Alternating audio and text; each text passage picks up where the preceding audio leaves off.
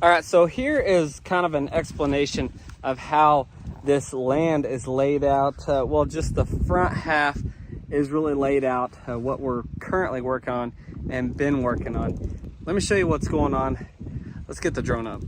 I've already talked to you about pasture 1 and 2. Pasture 2 is the one that had the new fence I brought you along on. I cleared out an entire quarter-mile stretch of mostly cedar trees between me and my neighbor. And then we put up a new 6-wire fence on that. And currently we have the yearlings in pasture 2. They haven't been in there very long. And then in pasture 1 is where Big Joe and his ladies and 2 calves are currently.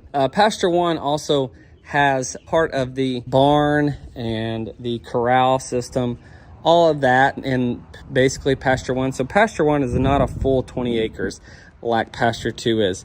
Also, when I talk about kind of the central location or the holding area, is this area right here. So just you pull into the property through our big entry and through the gate. This is kind of a holding area. It's a center sort of pivot between pasture 1 and 2, where we can bring the animals in if we want to put them in the corral or just let them graze in here in this area. Our project has really been focused on pasture 3 and 4. Take a look at pasture 3. Pasture 3 is the fence that I just finished. Kevin helped me kind of wrap it up, tying it all together and putting all the clips on it.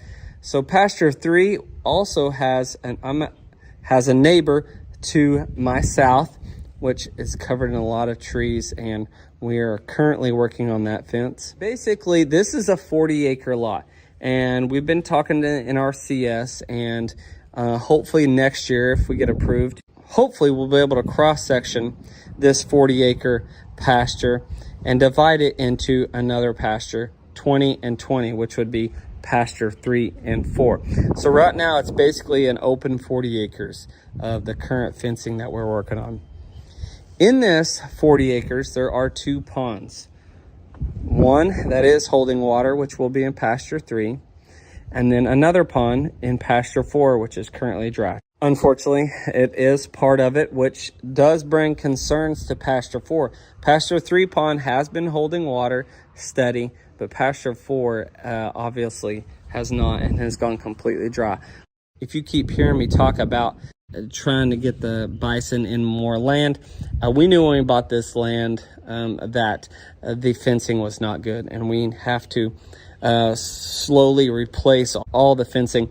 Right now, obviously we're battling with the very hot and dry conditions, so we typically only work early in the mornings and in the evenings, and I work a little bit in between on the skid steer just because it has AC in it.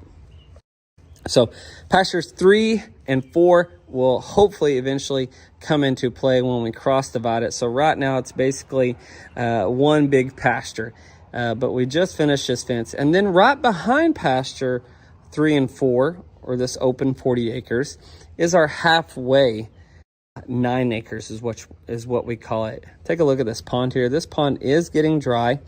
It's holding some water, but it's not completely dry yet. This is what we call the halfway 9. And this is basically, it's a halfway point kind of in between the land that we own, because this land here at the Ponderosa, it's kind of an odd shape. It's almost like an L shape or backwards Z shape type of land. So the halfway point, the halfway 9 acre lot here, that is another one that we will work on once we get this 40 acre lot done. From there, we will transition further into the Ponderosa land, building more and more fence. But now we're just trying to hustle to get these bison out here.